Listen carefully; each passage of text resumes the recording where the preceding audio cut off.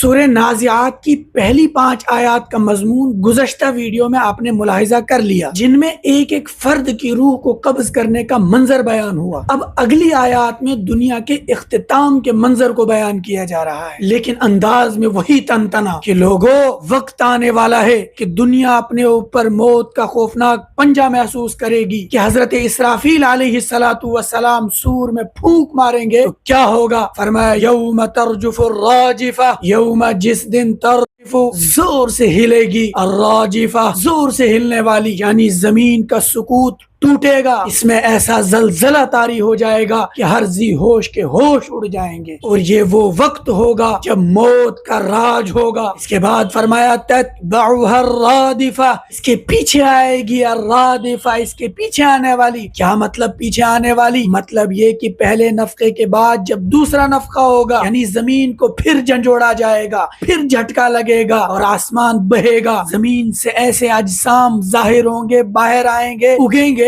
جیسے بارش کے برسنے کے بعد زمین سے سبزہ اگتا ہے۔ یہ وہ موقع ہوگا جب روحیں پھر اپنے جسموں کی طرف لوٹیں گی اور تمام لوگ میدان محشر میں آ جمع ہوں گے، اور اس دن حالت کتنی خطرناک ہوگی۔ فرمایا قلوب یومئذ واجفہ، دل اس دن کانپ رہے ہوں گے، ابصارها خاشعہ، نگاہیں جھکی ہوئی ہوں گی، خاشعہ ذلت سے جھکی ہوئی ہوں گی۔ اللہ اکبر، اللہم احفظنا۔ اس کے بعد کا جو آیات میں مضمون بیان ہوا وہ انشاءاللہ اگلی ویڈیو میں آ جائے گا۔